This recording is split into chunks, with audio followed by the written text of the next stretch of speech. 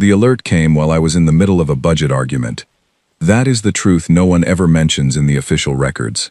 When the most terrifying event in galactic diplomatic history began, the Galactic Council was arguing about money. Specifically, we were debating whether the Ashaki Confederation had overcharged the Zarnuvian Concord by 14% on their last shipment of crystallized nitrogen compounds, and I, Ambassador Teskrix Velornoth, third speaker of the Zarnuvian Concord, was losing the argument badly. Delegate Shorvac of the Ashaki side had 3 different accounting ledgers open on the holographic display, and she was pointing at numbers with the slow, patient energy of someone who knew they had already won. Then the chamber went dark. Not dark as in the lights went off. Dark as in every screen, every display panel, every glowing data feed in the entire Grand Council chamber of Myrath Station, cut to the same emergency frequency at the same moment, replacing 14 separate diplomatic conversations with a single blinking red symbol that every species in the known galaxy recognized instantly. It was the sensor override signal. It meant the station's deep-range detection arrays had found something that the system's automated protocols had decided the Council needed to see right now, without waiting for anyone to press a button or file a request. In 31 years of diplomatic service, I had seen that symbol appear exactly twice. Once during the Kryn Syndicate border incident of the 4th cycle, and once during the false alarm caused by a malfunctioning probe near the Velhari Drift. Both times the council chamber had gone quiet in the way that large rooms go quiet when everyone stops breathing at the same moment. This time was different. This time the quiet lasted longer. The display resolved into a star map. Sector 9, Outer Edge, the long empty stretch of space between our mapped borders and the regions we still referred to in formal documents as uncharted, even though every species at this table knew perfectly well that uncharted was simply a polite way of saying, we sent ships there once and stopped doing that. The map showed a single contact, one vessel. It had appeared at the boundary of our long-range sensor net approximately 4 minutes before the alert reached the chamber, which meant the automated system had spent 4 minutes trying to identify it against every known registry before giving up and escalating. 4 minutes. The automated identification system had access to records covering 11,000 registered vessel types across 42 species and 217 independent operators. It had needed 4 full minutes to conclude it had never seen anything like this before. Delegate Orovax of the Pelhari Union leaned forward in his chair. He had 6 eyes, and all 6 of them were fixed on the display, with an expression I had never seen on his face in 12 years of working alongside him. It was not quite fear. It was the look of someone doing rapid mental calculations and not liking any of the answers. "What is it broadcasting?" he asked, directing the question at the chamber's communications officer, a young Zarnuvian named Ferrith who had gone very still at his console. "Standard approach signal," Ferrith said. His voice was calm in the way that voices go calm when the person speaking has decided that staying calm is the only option left. "Tight beam, directed at Myrath Station. They know exactly where we are. Identification? None matching any registry. The vessel is broadcasting a code sequence we have no record of. The linguistic analysis unit has flagged the accompanying text transmission, however." Ferrith paused. He looked at his screen, then he looked up at the chamber. It translates as, "We come peacefully." Nobody spoke for a moment that felt much longer than it actually was. I had been accessing my personal data archive during the exchange, pulling anything relevant under the search parameters the sensor display had given me. Sector 9. Unknown vessel. Hull configuration outside known registry. I was not finding much. What I found, however, was sitting in my display now like a small, cold stone dropped into still water. A survey report, old. Cycle markings put it at approximately 214 years ago, near the beginning of the Council's current charter. A deep-range exploration vessel from the Velhari expedition had logged a brief observation near the outer boundary of what was now Sector 9. The report was 3 paragraphs long. 2 of the paragraphs were standard navigation notes. The 3rd paragraph contained a single sentence that had been given, at the time of filing, the classification marker that meant, interesting but not urgent. The sentence read, "Detected multiple artificial structures on the 3rd planet of an unremarkable yellow star system. Evidence of organized civilization. Recommend follow-up survey at earliest convenience." There was no follow-up survey on record. There was, instead, a separate file attached to the report with a much more recent date stamp, added by some records administrator during a routine archiving process. The attached file was a single-line notation explaining that the exploration vessel that filed the original report, a craft called the Velhari 7, had been listed as missing approximately 3 months after the report was submitted. No wreckage ever found. No distress signal ever received. The case had been marked inactive after a standard search period. I looked at the sensor display. I looked at the blinking red contact marker in Sector 9. I sat very quietly for a moment and thought about the word peacefully. Around me, the chamber was beginning to find its voice again. Delegate Shorvac had forgotten entirely about the nitrogen compound dispute and was speaking rapidly with the Ashaki military liaison in the low tones people use when they want to be discreet but have misjudged how well sound travels in a round room. Several other delegates were doing similar things. The Vothrel representative, a tall and perpetually suspicious individual named Grundek, had already pulled up a communications line and was speaking to someone off station. The Pelhari delegation was clustered in a tight group near their seats, their color-shifting skin cycling through shades that I knew, from long experience, indicated extreme agitation. What nobody was doing was leaving. Every single ambassador, delegate, advisor, and aide in the Grand Council chamber of Myrath Station remained exactly where they were, eyes moving between each other and the sensor display, because the thing that was happening was the kind of thing nobody wanted to face alone. Ferrith spoke again from his console. The vessel has made no change in course or speed since the initial detection. It is maintaining a stable position at the boundary of the sensor net. It is not advancing. It's waiting, said Delegate Oravax, almost to himself. For what? Someone asked from the back of the chamber. No one answered that question. The answer seemed obvious enough that saying it out loud felt unnecessary. It was waiting for us.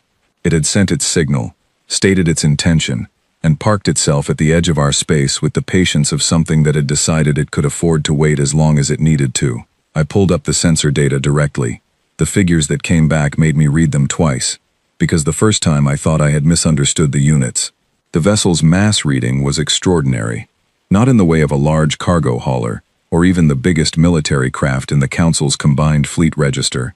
Extraordinary in the way of something that had been built with a specific and deliberate philosophy about what a ship was supposed to be. The hull was thick. Not thick in the way that added useful internal volume. Thick in the way that suggested the builders had made a decision, at some point during the design process, that whatever was inside this vessel was going to survive no matter what happened to the outside of it. The propulsion readings were worse. The waste heat signature alone, the energy bleeding off the drive systems as simple in efficiency, was higher than the full output of several vessels currently sitting in Myrath Station's own docking bays. Whatever was pushing this ship through space was doing so with a generosity of power that felt almost careless. I thought about the word peacefully again. I thought about it in the context of a species that had built a single vessel this size, brought it to our border alone, without escort, sent us a polite greeting, and then waited. No fleet, no demand, no ultimatum. Just one ship, sitting quietly, with enough firepower implied in its hull and drive readings to make the implications deeply uncomfortable. There are many ways to say we come peacefully. Some of them are reassuring. Some of them are the most frightening thing you can possibly hear. I closed my data archive. I folded my hands on the table. Around me, the chamber continued to buzz and whisper and argue about what to do. I let the noise go on for a moment, while I finished a thought that had started when I found that old survey report and was only now completing itself. 214 years ago, a ship went looking at something interesting in Sector 9 and never came back. And now, 214 years later, something from Sector 9 had come to say hello, peacefully. I raised my hand for the floor, and the chamber gradually went quiet around me. I think, I said, keeping my voice as steady as I could, that we should all sit down. The next 3 hours were the loudest 3 hours I have experienced in a council chamber that has seen some genuinely loud moments over the years. Everyone had an opinion. Opinions are something the Galactic Council has never suffered a shortage of, and on the subject of the unidentified vessel sitting calmly at the edge of Sector 9, the opinions came in faster than any translation system could reasonably handle. Delegate Grundek of the Vothrel spoke first and loudest, which was not unusual. The Vothrel had a long tradition of speaking first and loudest on matters of potential threat. partly because their home system sat closer to the outer edges of council space than most, and partly because Grundek himself had spent his early career as a military strategist before transitioning to diplomacy. He used the word provocation 11 times in his opening statement. I counted.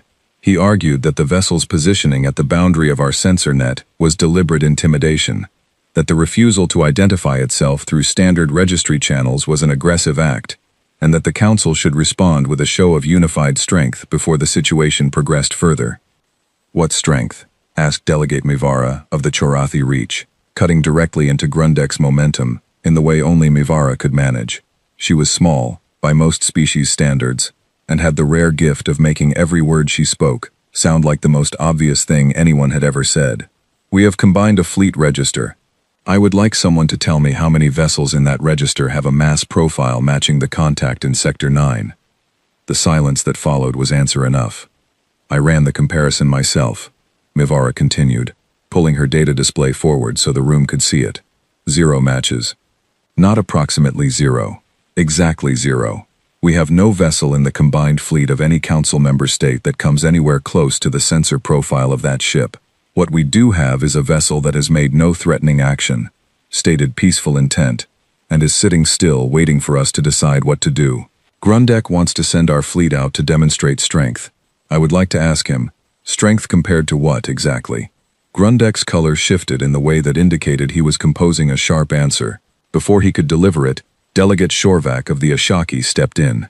The Ashaki had, historically, the best intelligence networks of any species in the Council, and Shorvak had the habit of speaking with the confidence of someone who knew things others did not. The Kryn Syndicate has been pushing further into the outer sectors over the last few cycles, Shorvak said. It is not impossible that this vessel is a new class of Kryn vessel, designed to be unregistered precisely so that our databases cannot identify it. The signal claiming peaceful intent could be a deception. The Kryn build fast and they build mean, but they have never built anything that size, said Admiral Ferreth, the Zarnuvian military liaison who had joined the session the moment the alert went out. He was old and he had the specific kind of quiet authority that comes from having spent decades studying every type of military hardware in the known galaxy. That ship is not Kryn. It is not anything we have classified. I have been running the drive signature against every propulsion system in our records for the past 90 minutes. Nothing. Whoever built that vessel has a completely different relationship with engine technology than any species in this chamber. That landed heavily. The room absorbed it. I had been quiet through most of this, continuing to dig through the archive records I had started pulling up during the initial alert. I had found the old survey report on the Velhari 7, and I had been pulling every thread that connected to it. There was not much. A few fragments in the historical database, scattered across different filing systems that had apparently never been cross-referenced with each other, because no one had thought to look. What I was assembling, piece by piece, was not a clear picture. It was more like the outline of a picture, the edges without the center, enough to suggest a shape without confirming any details. The species called humans had been observed by the Velhari 7 214 years ago. The observation report was brief, and had been filed without urgency, but there were other references, older, buried in pre-council records from individual member states, that predated the unified archive. The Pelhari had a fragmentary contact report from nearly 4 centuries ago, logged by an exploratory vessel that had detected radio emissions from the same region of space. The emissions had been analyzed and determined to be artificial in origin, carrying structured information that could not be decoded, and the vessel had not investigated further. The Chorathi Reach had a record, 3 centuries old, of a deep space relay station near the Sector 9 boundary, going offline, without explanation. The incident had been attributed to equipment failure. None of these records had ever been assembled into a single file. None of them had ever been examined together. They were fragments in separate systems, each one small enough to be ignored individually, none of them worth the effort of a dedicated investigation. Taken together, over the past 90 minutes, they had been telling me something that I was not entirely comfortable knowing. This species had been here before. Not in our space, not in our faces, not demanding anything, but nearby, observing. Doing whatever they were doing in their own region of space, generating radio signals and apparently building things, for centuries, while the Galactic Council went about its business of trade agreements and territorial disputes. and argued about the price of nitrogen compounds. And now one of their ships had come to the edge of our space and said hello. I thought about the implications of centuries of development in a region of space we had chosen not to investigate too carefully, and I kept that thought to myself while the chamber argued. "We need more information," said Delegate Orovax, bringing the room back to practicality in the way he did best. "We cannot make any decision, diplomatic or otherwise, based on a sensor reading and a 3-word transmission. We need to know who we are dealing with." "Then someone has to go find out," said Mivara flatly. The room went quiet in a different way this time. It was the quiet of a very large group of people, all simultaneously having the same thought, and equally simultaneously deciding they would prefer someone else to act on it. Grundek recovered first. "A diplomatic delegation. Small, fast shuttle, approach under flag of neutral contact. Standard first encounter protocol." He paused. "Volunteers?" The pause that followed was not brief. I looked around the chamber. I looked at the sensor display still showing that single blinking contact in Sector 9. I looked at the 3-word translation still sitting in the corner of the display. "We come peacefully." I thought about what kind of civilization sends one ship, alone, to the edge of someone else's space, and parks it there without posturing or threatening or advancing, and just waits with the calm patience of something that has decided it can afford to wait. I thought about the Velhari 7, and the fact that nobody ever found the wreckage. I thought about the word "it" peacefully, for the 3rd time, and I reached a conclusion that was probably going to be inconvenient for me personally. "I will go," I said. Orovax looked at me with an expression that managed to be grateful and apologetic at the same time. "Good," said Mivara, without hesitation. "Take Ferrith for communications. Take no weapons. The vessel has stated peaceful intent, and we will extend the same." "And if the peaceful intent proves to be less than genuine?" Grundek asked. Mivara looked at him. Then she looked at the sensor display. Then she looked back at him, with the expression of someone explaining something to a person who already knows the answer, but would prefer not to admit it. "Then it won't matter what weapons we took," she said. Nobody argued with that. The chamber assigned me a team of 4, arranged emergency protocol procedures, and drafted the formal contact acknowledgement that Ferrith would transmit to the vessel. All of this happened in a controlled and efficient manner that was somewhat undercut by the fact that everyone involved was operating with the specific careful focus of people who were not going to allow themselves to think too clearly about what they were actually doing. I went to prepare for departure. I did not sleep. I do not think anyone on Myrath Station slept much that night. The vessel in Sector 9 held its position through the dark hours, with complete stillness, broadcasting nothing further after its initial greeting, simply existing at the edge of our space, with the patient wait of something that had been waiting a long time, and had no objection to waiting a little more. I stood at the docking bay viewport at some point in the early hours, and looked out at the stars in the direction of Sector 9, which was not visible from this angle, and yet somehow felt entirely too present. I was trying to be a diplomat and think in terms of protocol and precedent and the formal requirements of neutral contact procedure. Mostly I was thinking about that old survey report, about a ship that had gone to look at something interesting and sent back 3 paragraphs of field notes and then simply stopped existing. About how the records administrator who had attached the missing vessel notation to the report had done so with the routine detachment of someone filing an old case. About how that case had sat in a database for over 2 centuries without anyone connecting it to anything else. About how, from the other side of that story, something had been developing in that region of space for all of those 2 centuries, and more, and had apparently decided that now was the time to say hello, peacefully. I told myself this was going to be fine. I was a professional, with 3 decades of experience. I had managed difficult negotiations with species whose communication methods ranged from chemical to seismic to electromagnetic pulse. I was prepared for complexity. I was prepared for challenge. What I was not quite prepared for was the specific sensation of piloting a small diplomatic shuttle toward a vessel that looked, on the approach scan, even larger than the initial readings had suggested, and seeing the docking bay open for us with the smooth, unhurried certainty of something that had been expecting us, that had known exactly how long it would take us to decide to come, and had kept the light on. The docking bay was warm. That was the first thing I noticed.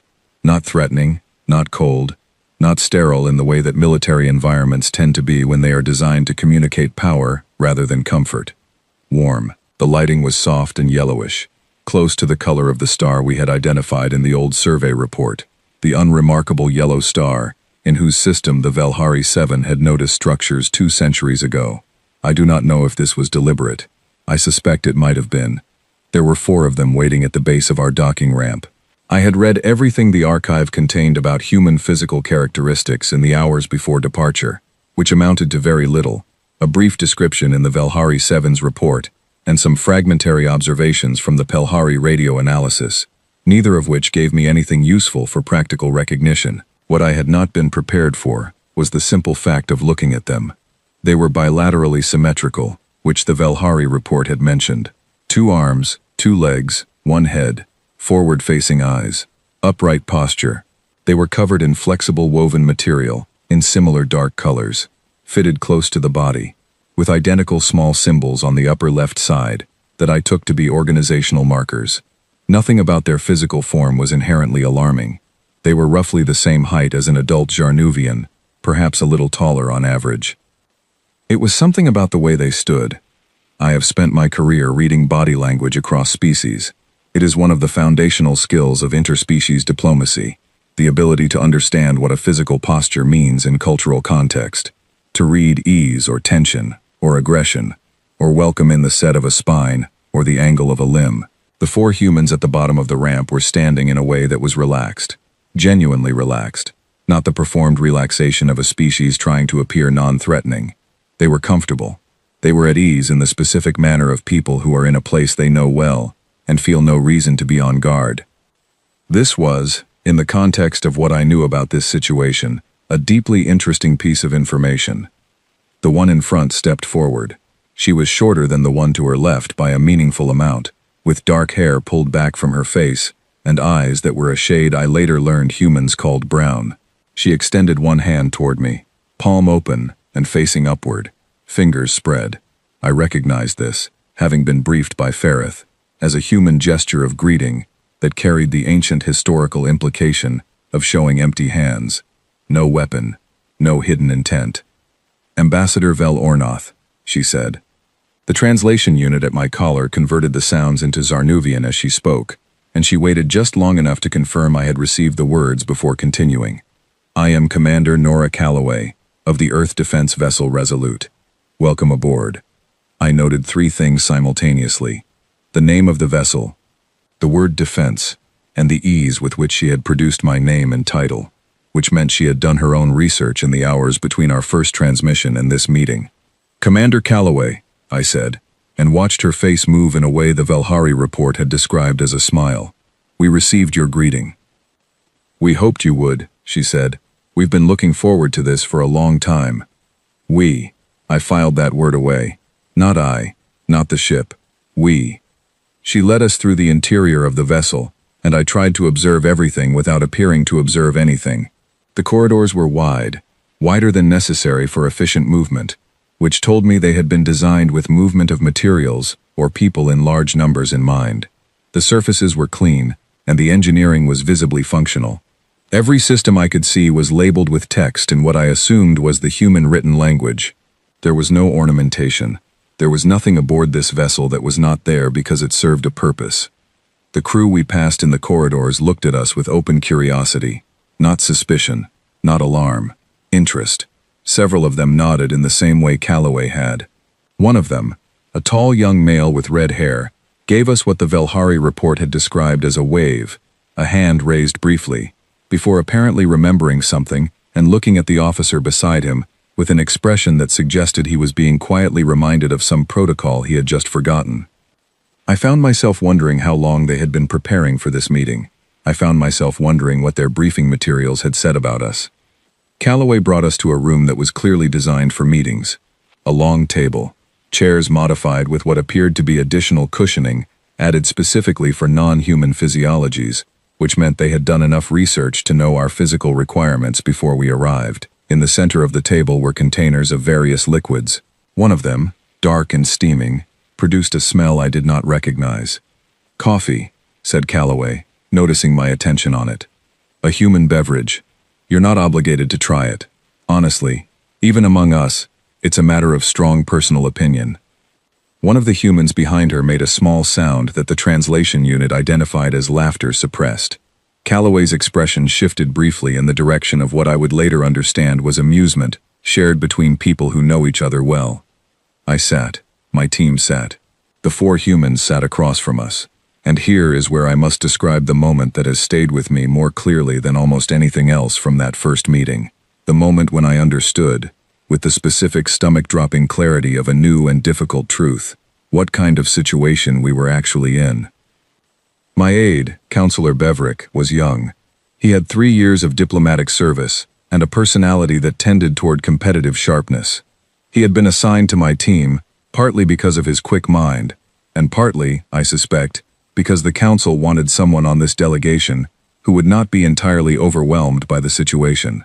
Beverick had prepared for this meeting with the energy of someone who wanted to demonstrate his readiness, and what he had prepared, apparently, was an opening statement that he believed would establish a favorable power dynamic for the council's side of the discussion.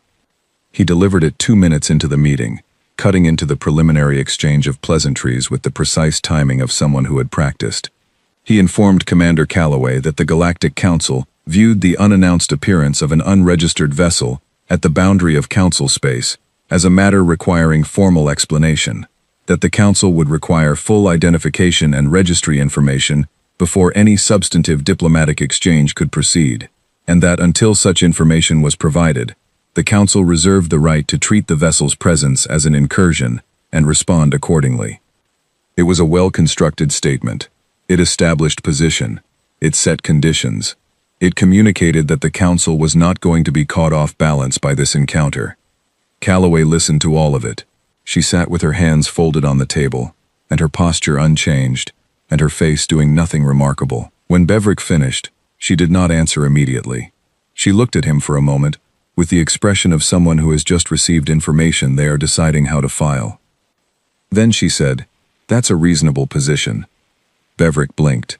He had not expected agreement. "We were always going to provide full identification," Calloway continued, "once we had confirmed that the council was ready to receive a delegation.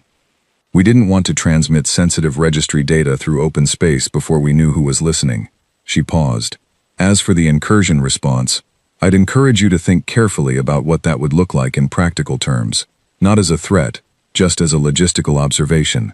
This ship is not going anywhere it hasn't been invited. But it's also not a vessel that responds well to hostile approaches. We didn't come this far to have an accident." Beverick opened his mouth.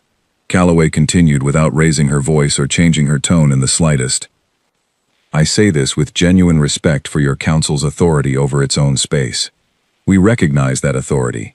We came here to establish a relationship with the council, not to challenge it. But I want to be honest with you from the start, because I think honesty now saves everyone time later. We came peacefully, we mean that.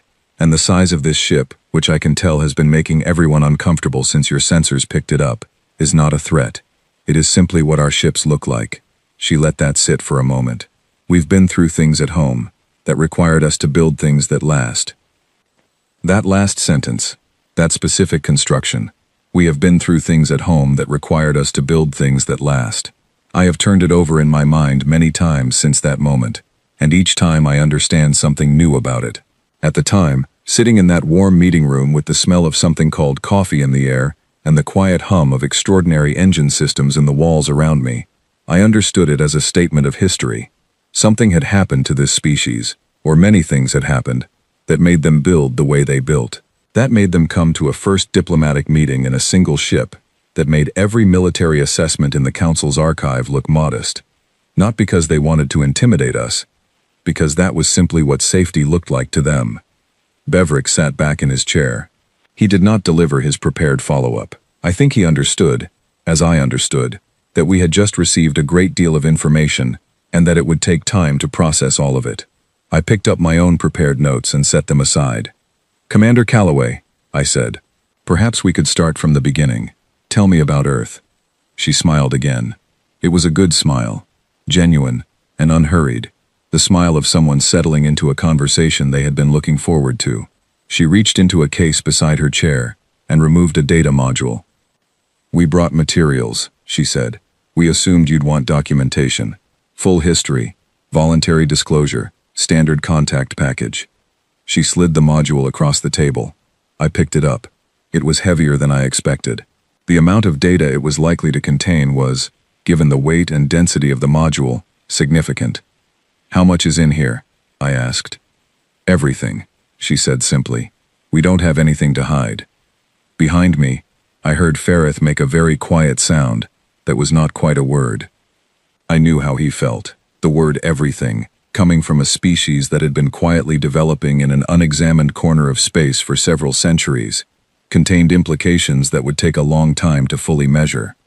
I held the data module and thought about all the questions I had carried onto this ship.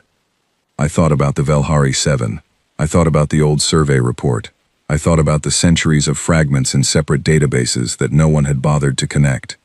I thought about the word peacefully, and how it was beginning, in context, to take on a shape I had not initially anticipated. Not reassuring, not threatening, something more specific and more complicated than either of those simple options. "Then," I said, "let's begin." What happened in the following hours was not what I expected. I had anticipated that reviewing the human historical record would be a slow and diplomatic process, information shared carefully, context provided in measured portions, the kind of organized presentation that any sophisticated civilization prepares when it wants to make a favorable first impression on new neighbors. Calloway had said they had nothing to hide. I had taken this as a diplomatic formulation, a gesture of openness that would translate in practice into a selection of historical highlights, the kind of curated version of oneself that any species presents when it wants to put its best face forward. The data module did not contain a curated selection. It contained everything, and it contained it organized by date rather than by significance, so that as my team and I began working through the documentation with Calloway and two of her colleagues present to answer questions and provide context, we encountered the full scope of human history in the order it had actually occurred, rather than in the order that made it look most favorable. This was, I came to understand, entirely deliberate. The first thing that struck me was the age of it.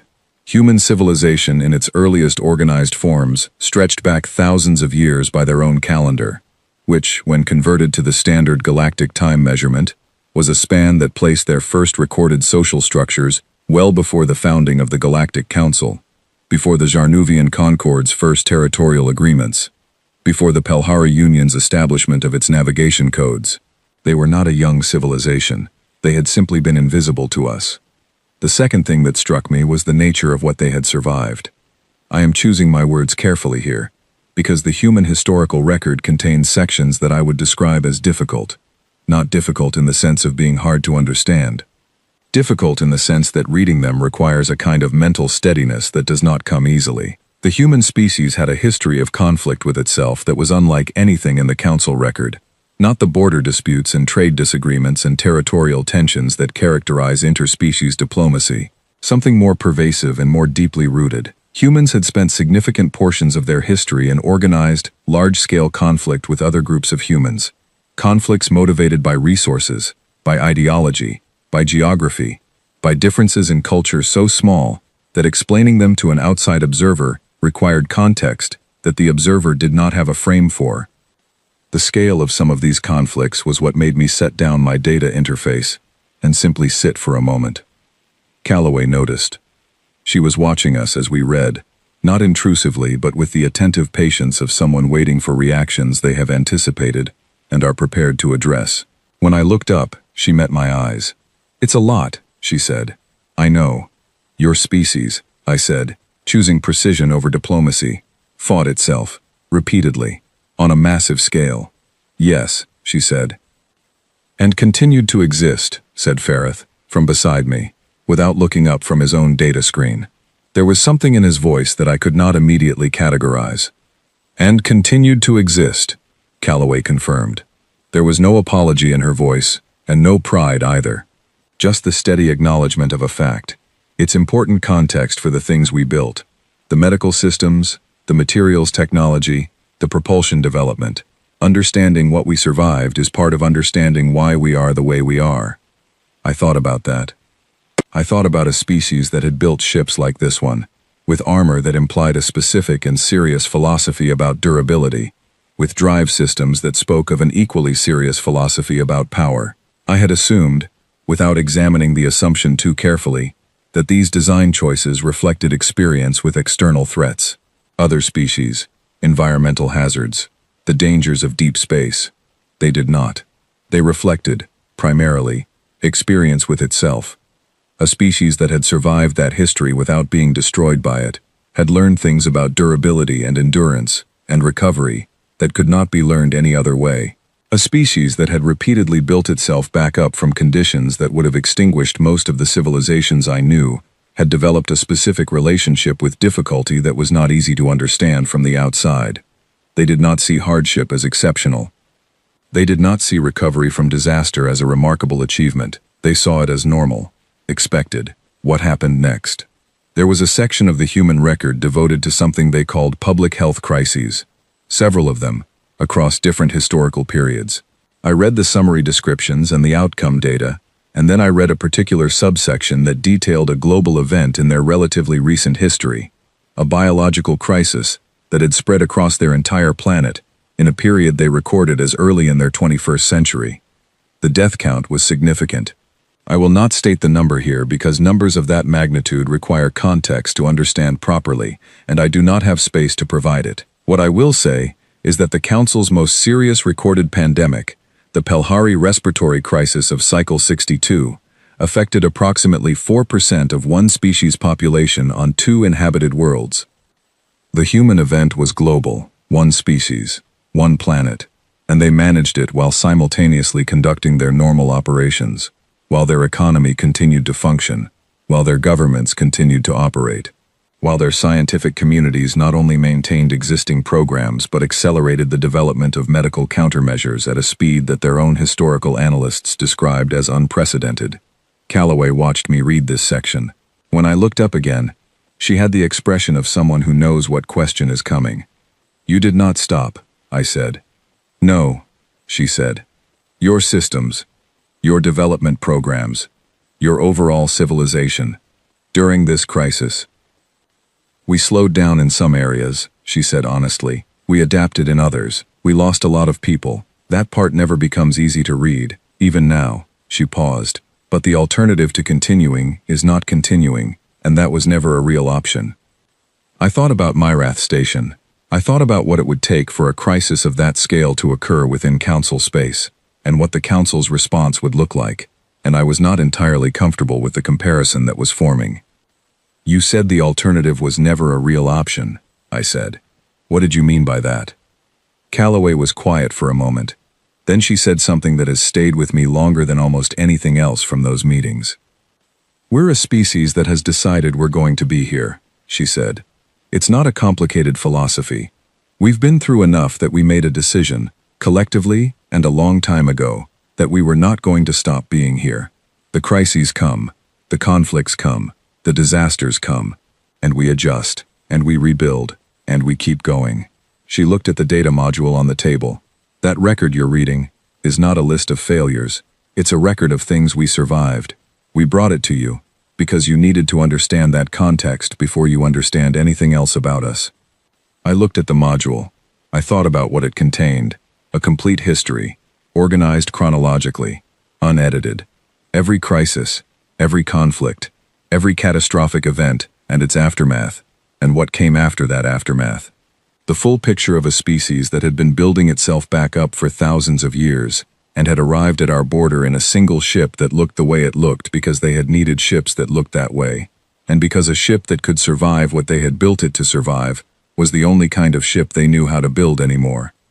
My aide Beverick had been quiet since his earlier statement. He was reading his data screen with the focused stillness of someone who has received more information than expected and is working hard to process it. He looked up at one point and I saw his face go through several expressions in quick succession before settling into something carefully neutral. "Commander Calloway," he said, and his voice was different from how it had sounded at the beginning of the meeting. The competitive edge was gone, and something more genuine had replaced it. "How many of these ships do you have?" Calloway looked at him. "That's a fair question," she said. She did not answer immediately. and I understood from the slight shift in her posture that she was deciding how much detail to provide. "Enough," she said finally. "We have enough." The room was very quiet. "And your intention in coming here?" I said. "One ship, no fleet. No advance notice through diplomatic channels. Just this vessel and a greeting." "We wanted to start small," Calloway said. "We've been watching your council's communications for a while. Open frequencies, publicly available signals, the kind of thing you broadcast knowing it reaches beyond your borders. We know how your diplomatic processes work. We know that arriving with a full convoy would have been read as a threat, and that arriving with one ship would be read as confidence." She paused. "We wanted you to understand that we're here to talk. Not to impress, not to intimidate. Talk." "And if we had responded to your arrival with hostility?" I asked. I asked it directly because I needed a direct answer. Calloway looked at me for a moment. Then she said, very calmly, "We would have been patient." That was all she said. We would have been patient. And in those 5 words was an entire world of information about what kind of species we were dealing with. A species that arrives at a new neighbor's border, knowing that the neighbor might react with hostility, and whose planned response to that hostility is patience. Not because they cannot respond otherwise. Because they have decided patience is the right response. Because they have enough history with difficult situations to know that patience is usually the response that produces better outcomes. That is not the response of a species that is afraid of what hostility would mean for them. That is the response of a species that is more concerned with the outcome of the interaction than with the specific events within it. We spent several more hours in that room. We covered initial points of contact protocol, communication channels, the formal structure of what a council-human diplomatic relationship might look like in its early stages. Calloway was thorough and exact and honest in a way that continued to be slightly disorienting, because honesty of that particular quality is uncommon in diplomatic settings where everyone is normally managing information carefully. She answered every question directly, and when there were questions she could not answer without authorizations she did not have, she said so plainly, and noted who would need to be consulted. The meeting ended well. It ended the way good meetings end, with more clarity than there had been at the start, and with a foundation for the next conversation already taking shape. We shook hands, which is the human farewell gesture, and I noticed that Beverick's handshake was somewhat more uncertain than mine, which I chose not to comment on. On the shuttle back to Myrath Station, Ferrith sat across from me and looked out the viewport at the stars. Neither of us spoke for a while. I counted 17 separate crisis events in that historical record, Ferrith said eventually, still looking at the stars, any one of which would have been sufficient to end a civilization that had not already survived the 16 before it. Yes, I said. And they brought us the full record, he said, every one of those events, unedited, on purpose. Yes, I said again. Ferrith was quiet for another moment. Then he said, "Why? What was the point of showing us all of that?" I thought about what Calloway had said. You needed to understand that context before you understand anything else about us. I thought about the history module sitting in my carrying case, heavy with everything a civilization had survived. I thought about a species that had looked at all of that, at every crisis and every conflict and every moment of being pushed to the edge and choosing not to go over it, and had decided that the right way to introduce themselves to new neighbors was to hand over the complete record and let the neighbors draw their own conclusions. I thought about what conclusions they expected us to draw. They wanted us to understand, I said, that everything we might think of as a threat is something they have already seen a version of, at home, from themselves, over centuries. I paused. They were not showing us their history to frighten us. They were showing it to us so we would understand that they are not frightened of anything we might have to offer in the way of difficulty. Ferrith absorbed this. That, he said, is either the most reassuring thing I have ever heard, or the most unsettling. Both, I said. I think it is both. The shuttle docked at Myrath Station, and we carried the data module back into the council chamber, where every delegate was still present and waiting, because nobody had been able to bring themselves to leave. I set the module on the table and looked at the room full of the most senior diplomatic representatives of every species in the known galaxy. We have a great deal to discuss, I said. I did not tell them to sit down, this time. They were already sitting, and they were looking at me with the focused attention of people who understood, even without yet knowing the details, that everything that came next was going to require their complete and careful attention. The report I delivered to the council in the first session, after returning from the Resolute, was 40 minutes long and covered only the initial material from the human data module. 40 minutes of organized summary, and by the end of it, the chamber had gone through 4 distinct emotional registers that I could identify, and probably several more that I missed. The first register was disbelief.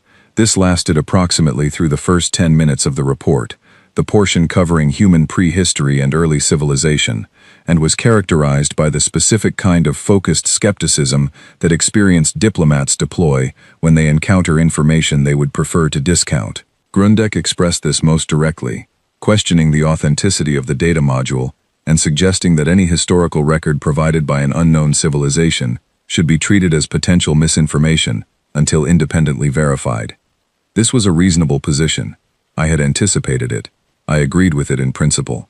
I also noted, for the record, that the data module used encoding methods we had not previously encountered contained cultural and linguistic markers consistent across millions of separate documents spanning thousands of years, and had been provided not as a sales presentation, but as a raw archive, complete with internal inconsistencies, conflicting accounts of the same events from different sources, and records of human institutions publicly criticizing and correcting each other's previous claims.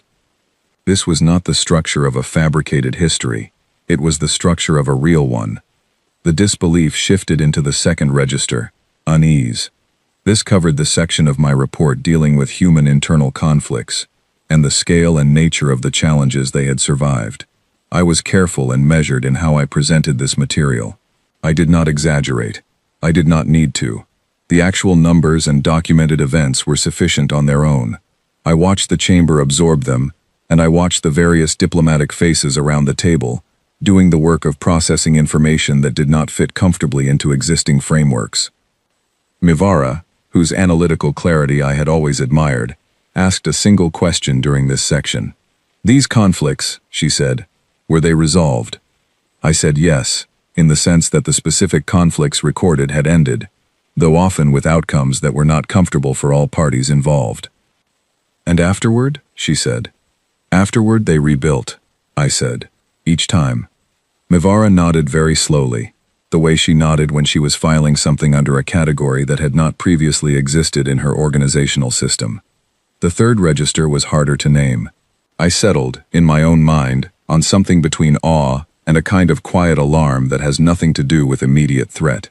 This was the portion of the report dealing with human technological development, particularly the acceleration of that development in their most recent historical period. The propulsion systems I had observed on the Resolute were not the result of a slow, incremental development curve. They were the result of a civilization that had repeatedly found itself in situations where existing solutions were inadequate and had accelerated development to produce new ones, and had done this enough times that accelerated development had become a kind of default mode. They were fast, not just in the sense of their ships, though their ships were genuinely fast. Fast in the sense of their response to problems. Fast in the sense of their capacity to identify a need and move toward meeting it. The human historical record showed a pattern of technological development that, when graphed against their timeline, produced a curve so steep in its recent portion that it was genuinely difficult to present on a standard display without adjusting the scale. Admiral Farath, who had been sitting in the session since the beginning, asked me to pause at that point. He asked me to confirm the time frame I was describing. I confirmed it. He asked me to confirm the specific propulsion development curve. I confirmed that too. He was quiet for a moment. Then he asked one of his aides to pull up the Council's own combined technological development index and display it alongside the human curve on the same scale. The comparison was not flattering. I do not think Farath intended it to be. He was a military analyst, and he was doing what military analysts do, which is to look at the complete picture, regardless of whether the complete picture is comfortable to look at. The fourth register arrived during the final section of my report, and it was the one that the chamber had the hardest time finding language for. It was not quite fear. It was not quite respect. It was the emotional response of realizing, with the full weight of professional understanding, that the situation you are in is fundamentally different from the situation you thought you were in when the day started. I described the meeting with Commander Calloway. I described Beverick's diplomatic statement and her response to it. I described the data module and what it contained and the manner in which it had been presented. I described her answer when I asked about their intentions and her answer when I asked what would have happened if we had been hostile. The chamber was very quiet during that last part. Grundek had not spoken for approximately 20 minutes, which was longer than I could remember him being silent in any session I had attended. When he finally spoke, he said, "They have been developing for centuries in a region we did not examine. They arrived in a vessel that matches nothing in our registry. They provided a historical record that suggests a level of resilience and adaptive capacity that has no parallel in the Council's member species. And their response to a potential hostile reception would have been patience." "Yes," I said. "They are not afraid of us," he said. It was not phrased as an accusation. It was phrased as a man working through the implications of a specific fact. "I do not believe they are." "No," I said. "And you assessed them as genuinely peaceful in intent." I considered the question carefully before answering, because it deserved a careful answer. "I assessed them as choosing to be peaceful in this interaction," I said. "That is not the same as being incapable of something else. What I observed in Commander Calloway and in the crew of that vessel was the behavior of a species that has decided peace is the correct approach to this situation and is committed to that approach. It is a choice they are making, and I believe they are making it sincerely. The distinction being," Mavara said, "that a choice implies the existence of other options." "Yes," I said. "Exactly that." Another silence. "Then what," said Delegate Orovax, "do we do now?" That was the question the Council was going to spend many sessions trying to answer. In the immediate term, the answer was practical. Establish formal communication channels, begin the process of official contact protocol, prepare for a follow-up delegation. These were the steps, and they were clear enough. What was less clear, and what sat in the chamber with us like an additional presence at the table, was the larger question of what this meant, not for trade routes or territorial boundaries, or the immediate concerns of diplomatic process, what it meant for the Council, for the balance of things, for the comfortable and in retrospect somewhat complacent understanding we had all carried into this day about the shape of the known galaxy, and who was in it, and what the categories were.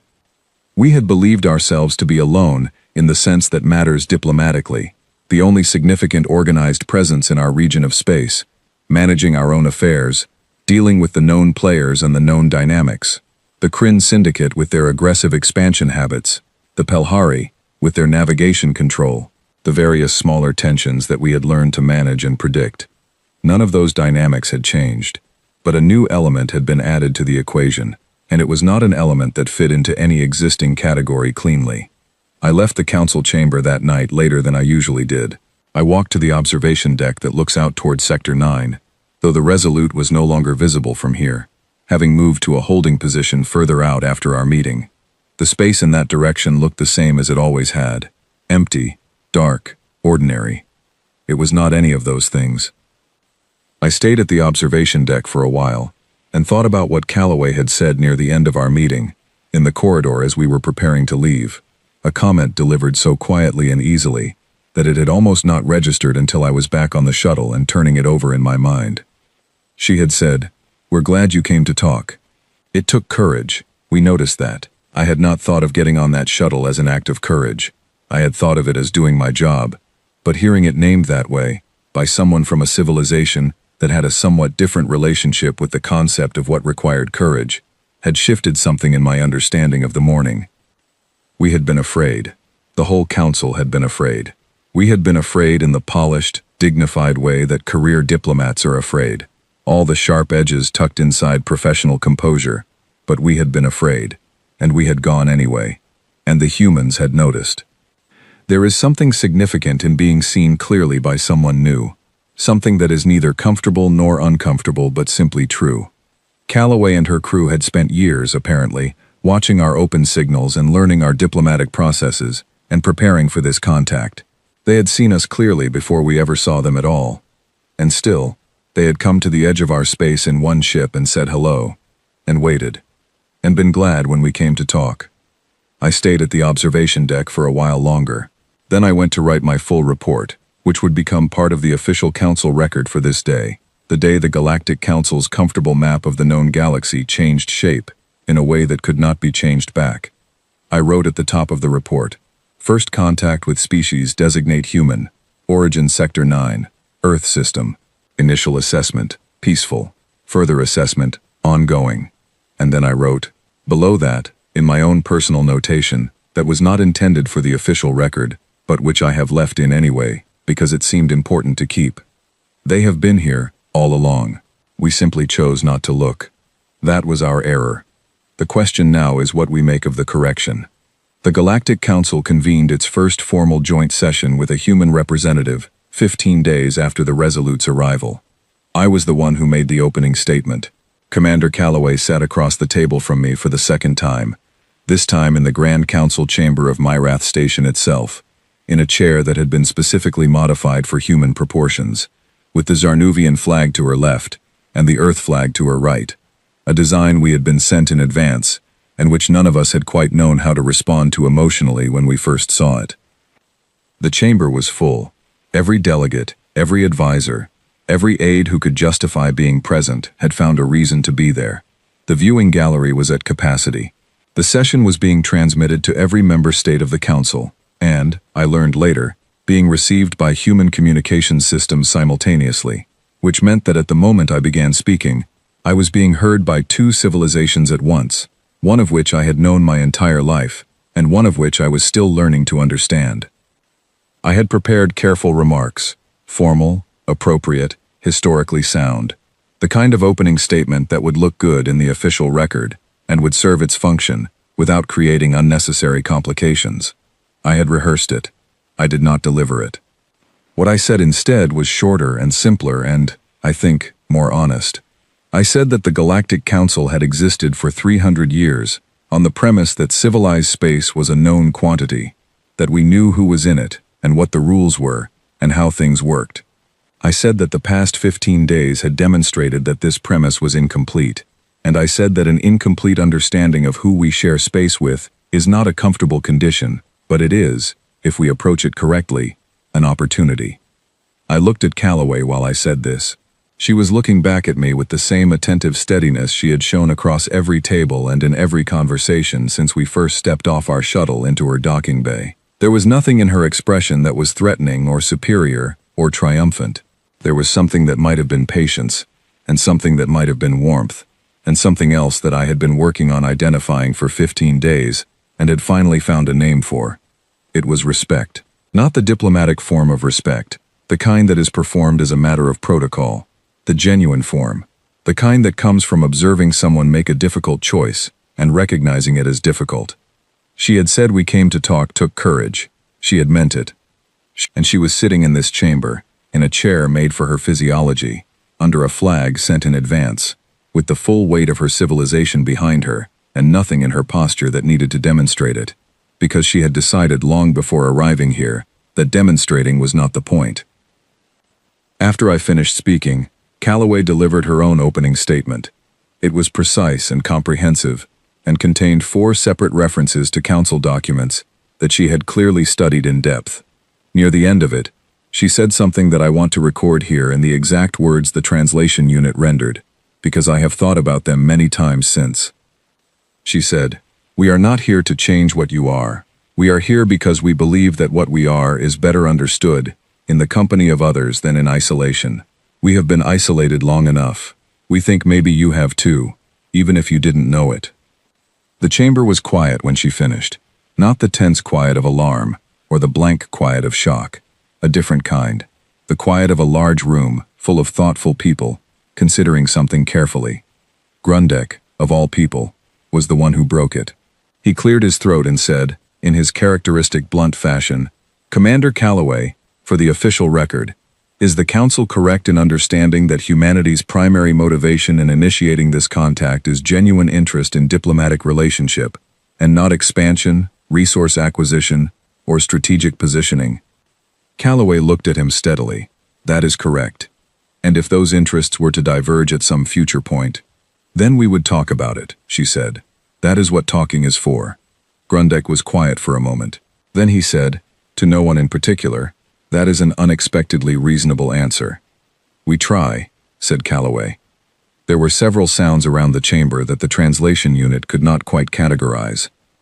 I recognized them as laughter, small and genuine and surprised, the kind that escapes when a room full of very serious people encounters something that is unexpectedly, genuinely, a little funny. It moved through the chamber briefly, and then settled back into professionalism, but it left something behind in the air, a loosening. A slight shift in the atmospheric tension that had been present since the moment the first sensor alert had gone out 15 days ago. Calloway had heard it too.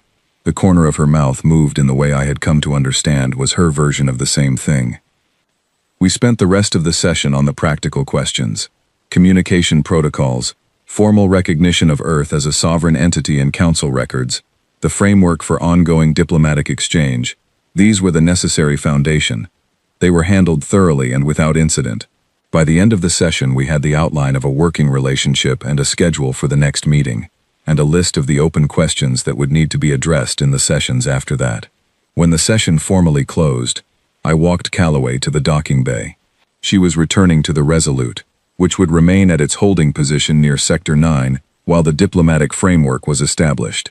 A presence that the Council had stopped finding alarming and had begun, gradually, to find simply factual.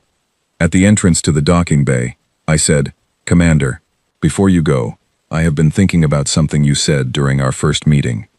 She turned and waited. "You said you had nothing to hide," I said, "and you gave us your full history. Every crisis, every difficulty, every hard thing your civilization has survived. You gave it to us voluntarily, without being asked, before we had any basis for the kind of trust that usually precedes that kind of disclosure." I paused. "I have been trying to understand why." Calloway looked at me for a moment. Then she said, "Because you needed to know." "Know what, specifically?" She was quiet for a moment, finding the words precisely. "We've already survived the worst thing we could imagine," she said. "Not once, many times, and we're still here, still building, still going forward." She held my gaze steadily. "You needed to know that, so you would understand what kind of neighbor we are. Not a perfect one, not an easy one maybe, but a permanent one.